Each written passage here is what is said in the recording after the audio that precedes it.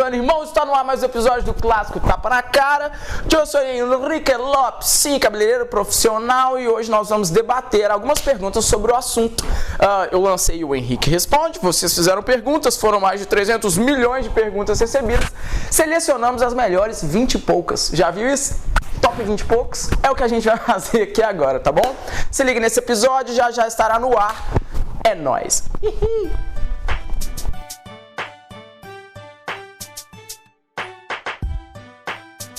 Colher! Então, meu irmão, hoje nosso episódio trata-se de tirar as dúvidas mais comuns a respeito desse assunto. E, recebi várias perguntas, como eu te disse, para lá pororô. Então, como que eu selecionei isso? Tem muita galera que fala e no fundo não pergunta nada. Tem muita gente que pergunta e no fundo não define muito bem qual é a pergunta. Então a gente pegou as perguntas mais claras, as mais frequentes e principalmente as que foram repetidas.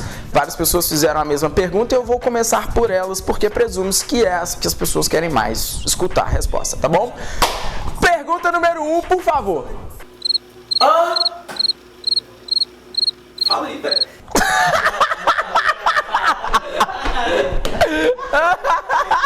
Pergunta, por favor, senhor. Boa noite, aqui é o Edson Santana. Eu queria te perguntar aonde é que fica a barbearia?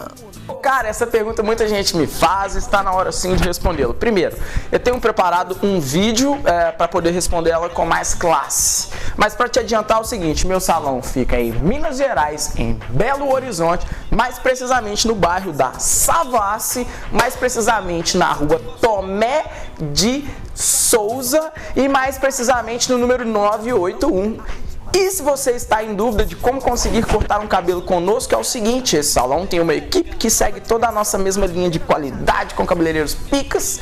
E beleza, 32616029, este é o telefone, o DDD é o 31, então nós ficamos aqui.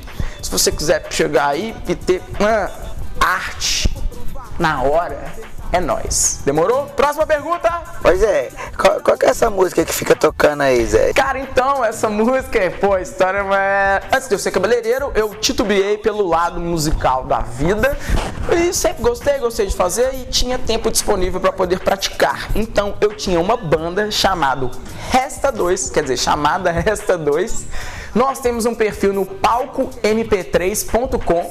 Você digita lá Resta 2 ou até mesmo no YouTube você consegue encontrar um material. Aqueles caras de terno e black power, sim, é eu e um brother meu. Então, olha lá, tá bom? O nome dessa música que toca no fundo. Produção, por favor. Hoje eu não quero nada light, jogo no fight. Ela é minha, sim, minha e de mais um outro cara maluco como eu. Se você gostou, digita lá no Palco MP3, tu vai baixar, ou se não no YouTube pode ser também, beleza? Obrigado. Próxima pergunta. Você é dono do salão? Não. Pois então, esse salão que acontece aqui, é o Gonçalves Barbearia. Este salão foi fundado pelo meu pai dá um zoom aqui. Tava na vez aqui? Tá de cabeça para depois eu mostro. Em 1978, sim, é o salão fundado pelo meu pai na parada e eu vim dando sequência aqui nesta linda, esta arte e tudo mais. Então não, o salão não é meu, eu sou sim um empregado do meu pai. Próxima pergunta, produção, por gentileza. Barba engrossa com o tempo, é? Cara, sim, a barba engrossa com o tempo, mas recentemente foi realizada uma pesquisa para analisar a influência da Gillette no engrossamento da barba, tá bom? Então rola um mito de que o Gillette ele engrossa a barba, o Gillette ou a lâmina de barbear, enfim. Rola um processo basicamente assim, o cabelo ele nasce fininho e ele tem um formato meio cônico, com a base mais grossa e vai afinando à medida que chega para a ponta. Quanto mais rente da pele ou mais rente do bulbo capilar você chegar, mais estarás cortando aquela parte fina do cabelo. Isso pode te dar aquela sensação de você aumentar a espessura. Mas se for analisar, você tem uma árvore que começa grossa e vai ficando fina. Se você cortar lá na base, você engrossou essa árvore, né? É um ponto de vista. Agora, o maior responsável, sem dúvida nenhuma, é o seu processo de desenvolvimento hormonal, irmão. A medida é meio que uma coincidência. Quando você começa a ter uma pelugem, por enquanto não incomoda, mas ela começa a ficar excessiva. Aí você resolve raspá-la. é nessa fase que os seus hormônios começam a se desenvolver para produzir a barba. Então, naturalmente, além de nascerem em maior quantidade, ela vai começar a engrossar. E quando ela nasce em maior quantidade, você raspa, coincidentemente é o processo que ela está engrossando. Aí você falou, opa, raspei, engrossou? Não. Tá? E não confunda também outra coisa, quantidade com espessura, tá? Uma coisa é a barba ser grossa, outra coisa é ela ser preenchida. Tem gente que tem a barba super grossa, mas assim, um fio aqui, outro espaçado, parará, então uma coisa tem nada a ver com a outra, tá bom? Próxima! Boa noite, Henrique. Aqui é o Edson de novo. Eu tenho a barba falhadinha, entende? O que fazer? Barba falhada é muito simples. Vou te dar, assim, 2 intervenções relativas a esse assunto, tá bom? Com relação ao corte, qual é a falha mais comum das barbas? O mais difícil é você ter esse preenchimento na área da maçã do rosto. Ou seja, quanto mais pro alto, menos a barba nasce com perfeição. Quanto mais próxima da linha da mandíbula, normalmente ela nasce com mais, digamos assim, maior quantidade. Só que a falha, ela é muito específica. Cada um tem uma falha diferente, portanto, uma correção específica. Mas, nesse caso, eu vou te falar o seguinte. Uma guia universal para a barba falhada é a barba que eu fiz no meu episódio chamado Valderrama. Se você for olhar, o modelo que eu usei lá, o cara tem barba só aqui na mandíbula. Porém, essa barba você tem que ficar muito esperto, porque se você buscar definição na linha de dentro, quando você olhar de frente, a sua barba vai estar fininha, velho. Aí é paia. O doido é você buscar o quê? Já que nós temos cabelo na parte da linha da mandíbula, frise nossas 2 linhas da costeleta, mandíbula, e na bochecha realize apenas um degradê. Por quê?